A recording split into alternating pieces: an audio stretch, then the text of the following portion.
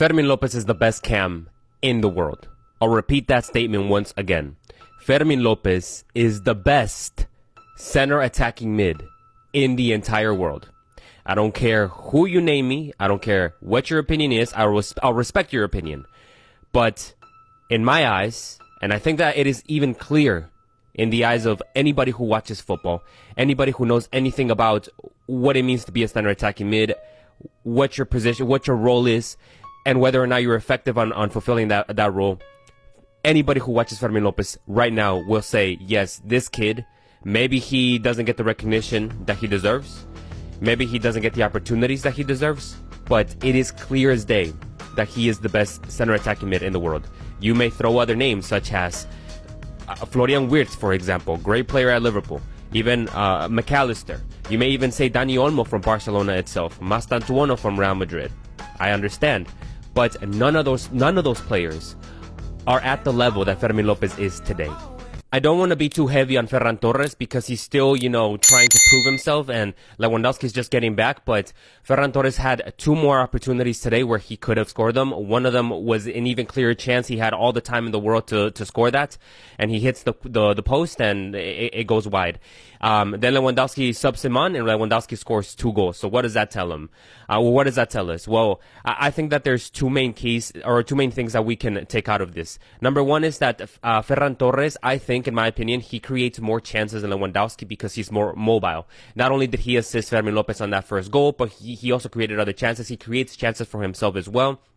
But the second point, in terms of efficiency, who's more efficient in scoring those goals? And it is clear that it is Robert Lewandowski. He had 2 chances, same as Ferran Torres, but Lewandowski scored both of his chances, whereas Ferran Torres didn't. So I think that what Hansi Flick has to do now is outweigh which one does he prefer. Does he want Barcelona to create more chances, or does he want Barcelona to finish more chances? Hansi Flick had given Marcus Rashford the confidence for him to go on and dribble those Valencia players. He created several chances. You can tell that he was confident on the ball. You can tell especially that he had the confidence from his teammates and the manager especially. And this comes after a good run in the international break with England.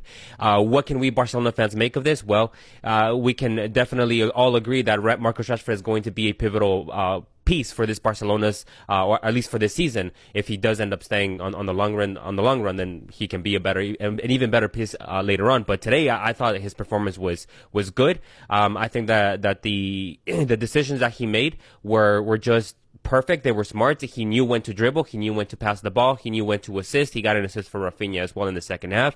He came off, and the vibe seemed good overall. The Barcelona fans applauded him for his performance. He seemed happy. He seemed content with his performance. He seemed confident, especially. So hopefully moving forward, he can continue to deliver these types of performances. But I think that it is most important that the manager continues to give him the confidence for him to just go out there and dribble, because he clearly has that dribbling ability that maybe some other Barcelona wingers lack. Today we see once again why Hansi Flick is the solution to every single Barcelona problem in the locker room. Today, we heard that Rafinha was going to be benched because he was late to a meeting or a training session, whatever that might have been.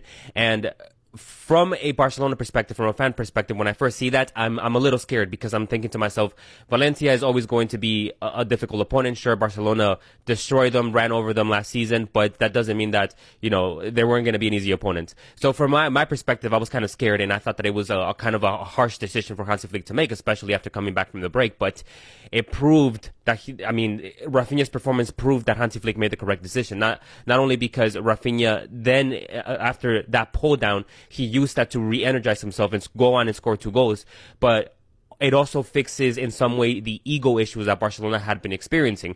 If you allow Rafinha to just go out there and start him after he was late, when you had already made it clear that if anybody was late, you were not going to start him, and then you start him, everybody in the locker room was gonna get that feeling like, oh, Hansi Flick has favoritism, and then the egos were gonna build up more. But not for Hansi Flick. He doesn't care if it's against Valencia.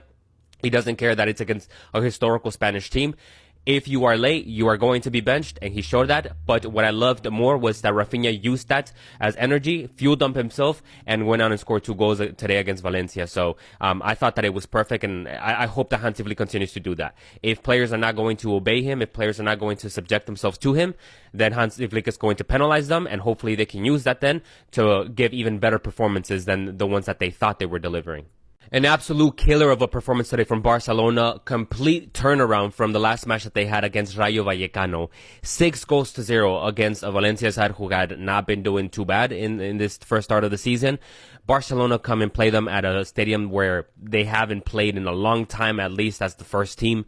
A lot of issues going on. Rafinha not being able to start. Hansi Flick having to rotate things around in the back line. Him having to ask his midfield things from that he usually asks from the regular starters.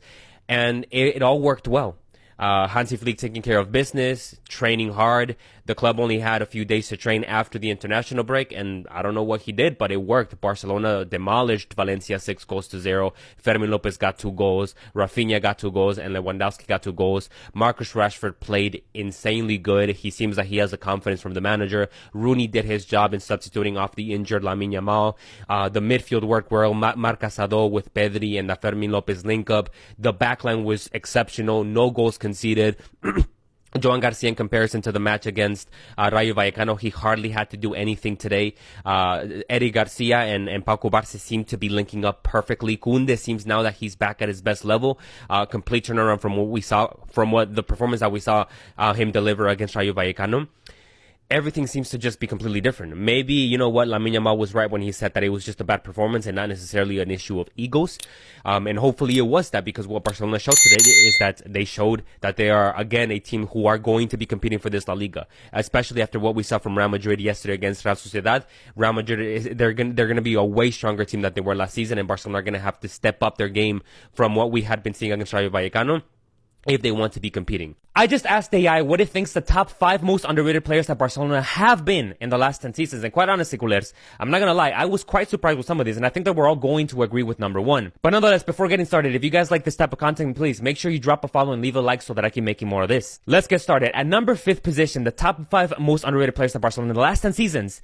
At number 5, he put a Spanish striker who played in the Messi Suarez era. Can you guys guess who it is? If you guys said Paco Alcácer, then you are correct. According to AI, it said short spell but extremely efficient. When given minutes, he scored at a high rate and often provided depth during the Messi Suarez era. Never got the recognition because he wasn't a long-term starter. Honestly, I can quite agree with that. If we had Paco Alcácer today playing with alongside in this Barcelona team, I think that we would highly value him, especially as a replacement to Robert Lewandowski, maybe even with Ferran Torres is not fully fit. And then after he left Barcelona, he even had a good spell at Borussia Dortmund. I remember he was like top scorer in the Bundesliga, so definitely underrated. I can definitely see that. Number 4, it put a center back from Belgium. He actually had an even shorter spell at Barcelona, I think, and at some point he was even a starter. Can you guys guess who it is? If you guys said Thomas Vermaelen, then you are correct. The reason it gave for underrated, it said injuries ruined his momentum, but when fit, he was a rock at the back. If you remember his defensive contributions in big games, he was vital in stabilizing the team in seasons when Barcelona struggled defensively. Quite honestly, like I mentioned, at some point, had it not been for the injuries, he would have been that starter alongside Piqué in the 2018 Barcelona side. So definitely agree with that. Okay, so now the top 3 in this list, and quite honestly, you guys should guess all of these without a problem. At number 3, it put a Spanish midfielder. He could also play at the right back position. He now plays in Italy. Can you guys guess who it is? If you guys said Sergi Roberto, then you guys are correct. Why underrated? It said a utility player who could play as a right back, center back, and occasionally in more advanced roles. He often did the dirty work, defense, midfield transitions without fanfare. The highlight of his career was scoring the legendary winner against PSG in the 2017 comeback. Quite honestly, nothing more to say there. I can see why it chose it. Number 2, again, you guys should be easily able to guess this. Spanish left back who now plays in the United States. Come on now. Jordi Alba. The reason it gave is that people often focus on forwards, but Alba's overlapping runs, link-ups with Messi, and defensive reliability were critical for Barcelona. He didn't always get the star recognition, but he was fundamental to Barca's success. Quite honestly, I mean, if he was in today's Barcelona team, I think that we would all be valuing him as one of Barcelona's best players, but obviously because he was during that Messi era, he didn't get the recognition. Okay, now the final player in this list, and culers, you guys should be easily able to guess this, but nonetheless, I'm going to give you guys an opportunity to try and guess it. Who do you think has been the most underrated player in the last 10 seasons of Barcelona? Please comment down below and let me know if you got it right. At number 1, AI said that Ivan Rakitic has been the most underrated player in the last 10 seasons. The reason it gave is the following. A midfielder maestro who also played as a secondary striker at times. I didn't even know that.